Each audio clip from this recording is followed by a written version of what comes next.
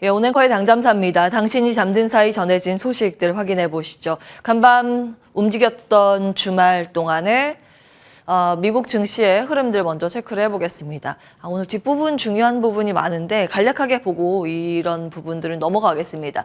3대 지수가 혼조 마감을 한 모습이었고요. 다우지수만 올랐습니다. 다우지수 상승의 이유는 제약바이오 헬스케어의 약진이었습니다. 유나이티드 헬스가 호실적 발표하면서 7% 급등을 했고요. 일라이릴리가 3조 원의 비만 치료제 개발 업체인 다이스를 인수한다는 소식 속에서 일라이릴리 강세, 피인수 기업인 다이스는 급등하면서 다우지수 홀로 상승불 켜며 마무리가 됐습니다. 다만 성장주 위주의 나스닥 지수의 탄력도가 가장 아쉬웠습니다.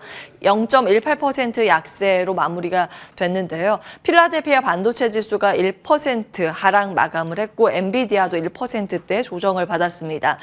빌미는 이건데요. 그동안 금리가 한 이틀간 급락했었죠. 시중금리가요. 그 CPI, PPI 등의 소매물가, 도매물가가 잘 잡히는구나. 금리 강하게 안 올려도 되겠구나라는 논리였는데 이날 미시간대에서 발표한 소비자 심리지수도 2년 만에 최고치였고 단기물인 1년 기대 인플레이션 소폭 상승했습니다. 생각보다 심리가 강하고 물가에 대해서 꺾이지 않을 것이란 자신감이 이 심리에 반영이 되는구나. 심리가 실물 데이터의 선행지표격의 역할을 하기 때문에 물가가 완전히 꺾인 것은 아닐 수도 있겠구나라는 우려를 자극하면서 이날은 국채금리가 반등을 하는 모습이었습니다. 당연히 성장주, 기술주의 압박 요인이었고요. 이 밖에 은행주들도 실적이 굉장히 좋았으나 주가 반응 신통치 않았습니다. JP모건 체이스는 깜짝 놀랄 만큼의 서프라이즈 기록을 했으나 주가 0.6% 상승에 그치는 모습이었고요. 스테이트 스트리트 등의 중소은행주들은 급락을 면치 못했습니다. 그 부분 잠시 후에 다뤄보겠습니다. 자, 미국의 반도체 기업들이 행정부와 대중국 신규 제재 만료를 이번 주에 예정을 하고 있다는 일정이 지금 미국 내에서 속보로 들려오고 있어서 이 이슈에 따라서 이번 주에 반도체 관련 기업들의 주가 방향이 바뀔 가능성이 있습니다. 체크를 해보셔야겠고요. 실적 보겠습니다. 은행 전체적으로 보면 예상했던 것보다 거의 다 잘 나왔습니다. 겉으로 보면 다 좋아 보입니다. JP모건이 이제 대장주의 실적으로 굉장히 좋은 실적을 발표했습니다. 예상을 크게 웃돌았는데요. 죄송합니다. 은행주들의 수익성을 상징하는 순이자 이익이 44%나 급증했습니다. 역대 기록이었고 연간 가이던스 전망치를 높여잡았습니다.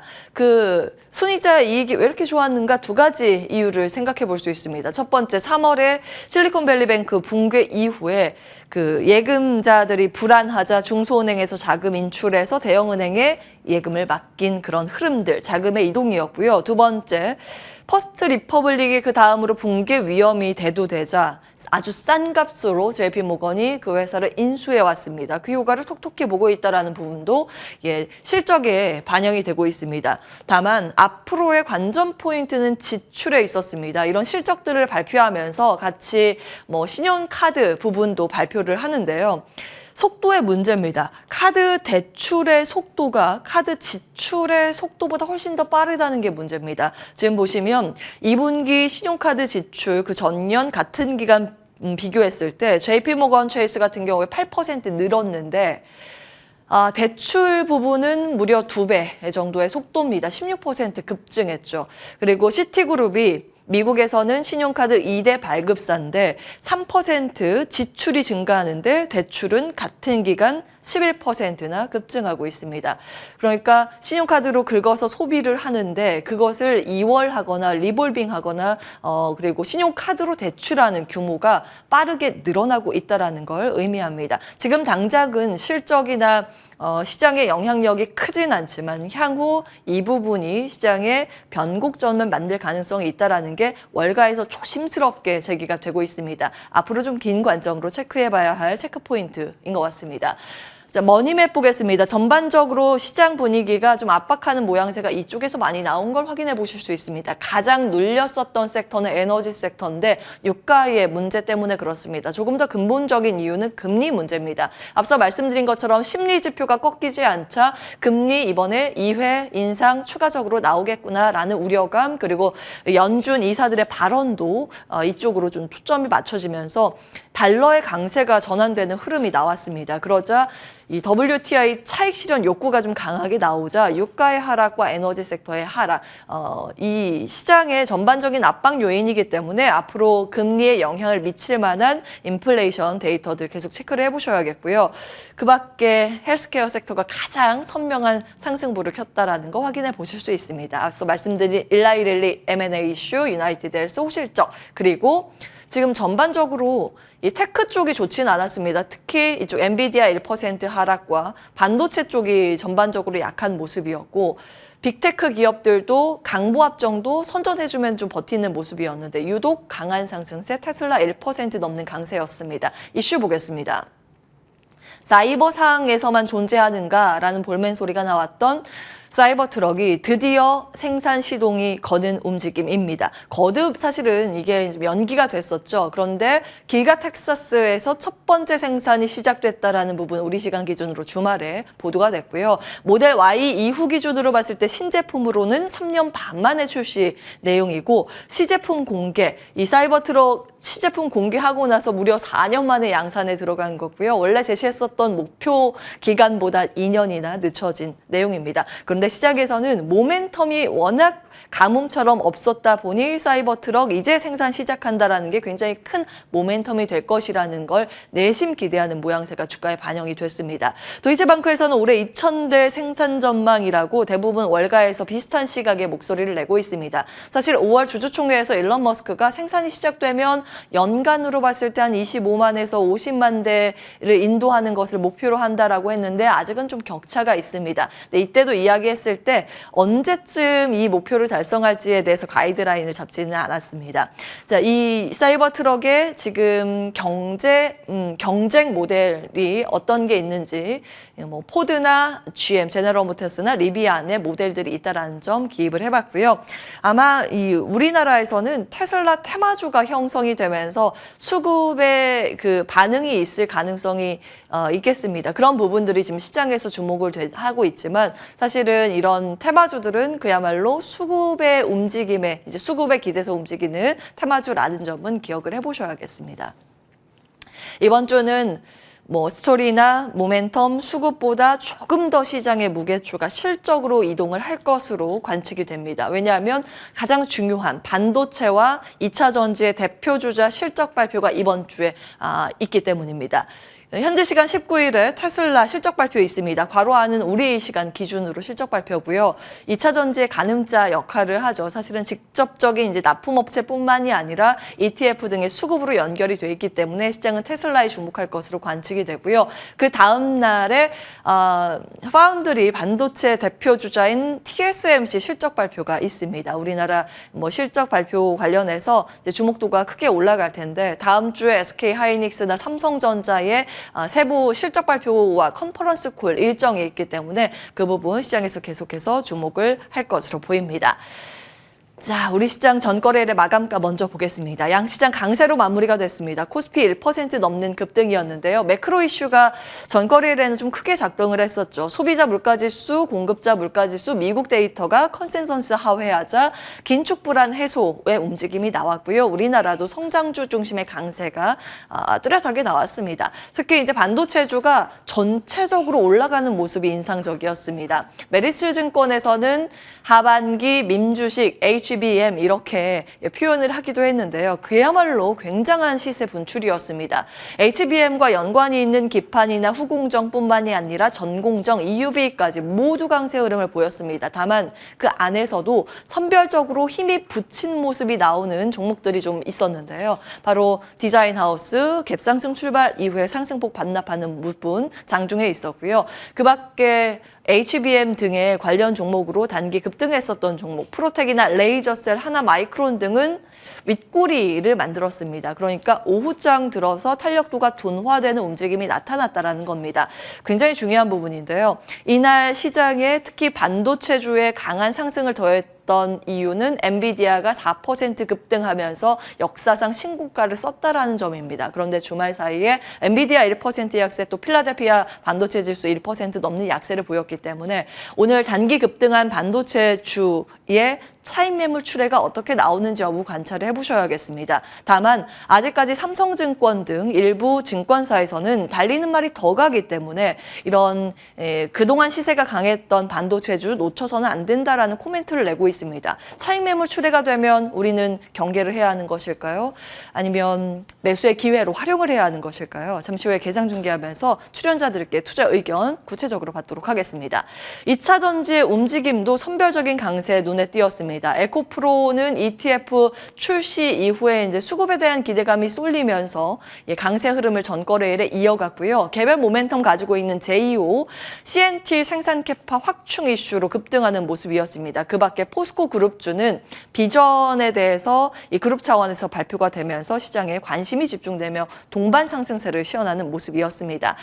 자, 잠시 후에 2차 전지 장비 이야기를 좀 이어갈 거고요.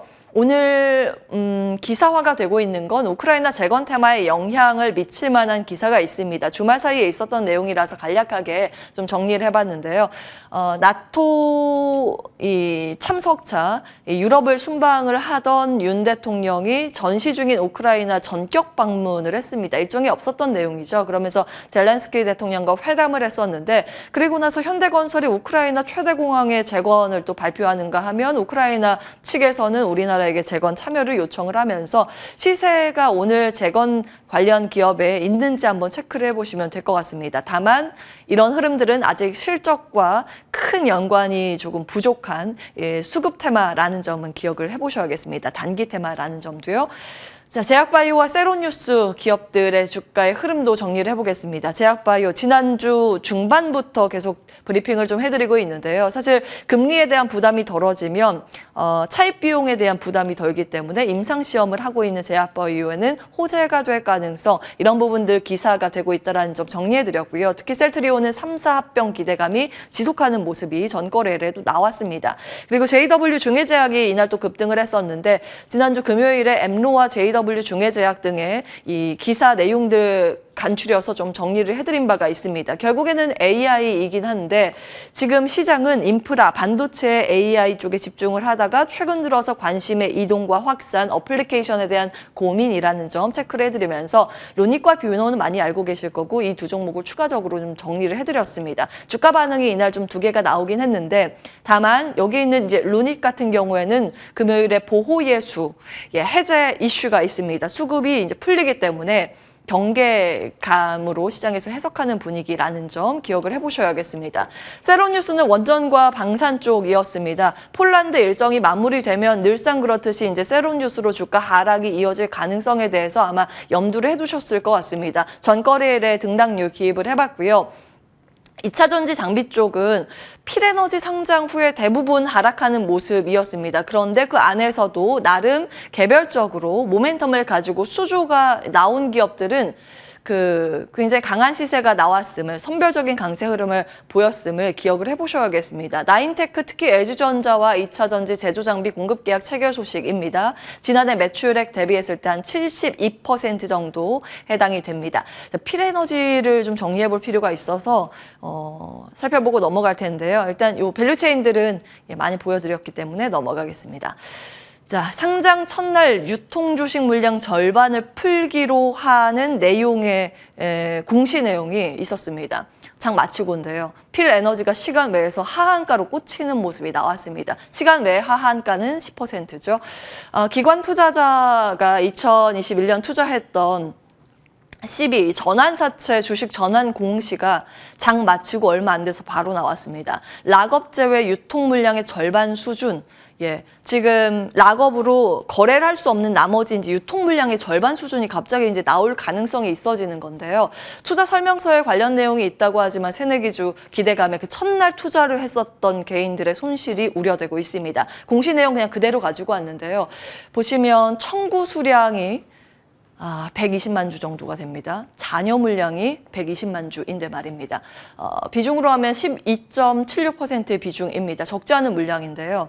지금 이 전환 청구권 행사는 전환을 주식으로 할 수도 있고 안 할 수도 있습니다만 청구가가 13,333원입니다. 현재가가 11만 4,600원입니다. 청구가를 전환하고 싶어하는 욕구가 클 수밖에 없다라는 게 시장의 중론입니다. 주의를 좀 해보셔야겠고요. 앞으로 투자 설명서를 정말 새내기주들은 면밀히 들여다보시고 투자를 할 수밖에 없어 보입니다. 기억을 해보시고요.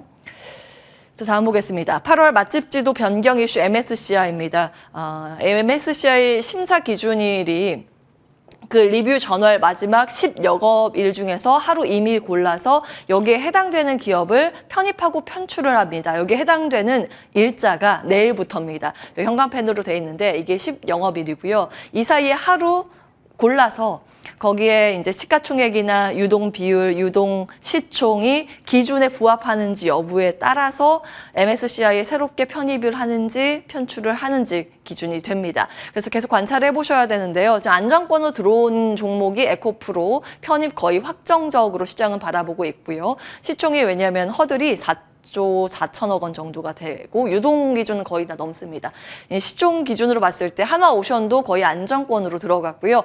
JYP 엔터테인먼트는 지금 내일부터 이 10영업일 동안에 시가총액 유지되는 수준이 굉장히 중요합니다. 그에 따라서 편입 가능성이 이제 결정이 되고 현대 로템도 거의 이제 그 경계선에 있습니다. 그밖에 현대 오토에버는 이번에 실패하면 다음번에 편입 가능성이 있다라는 분석이 굉장히 많습니다. 다음 보겠습니다. 이것도 중요해가지고 생각해 볼 이슈 삼성증권의 내용인데 국가대표 종목이 바뀐다. MSCI는 우리나라를 대표하는 종목들을 선정해서 공개를 하죠. 그것을 보고 시장은 좀 주목을 하게 되고 전 세계 기관 투자자들이 그걸 참고해서 매매를 하게 되는데요. 이 흐름을 보시면 과거에 이 건설, 바이오, 컨텐츠, 화장품, 광고 등 일부 기업들이 이 편출을 해왔고 편출 가능성이 이름을 올리고 있는 게 게임주까지 됩니다. 그런데 새롭게 편입되는 종목의 결이 좀 바뀌고 있죠. 조선, 방산, 잊혀전지, 소재, 상사,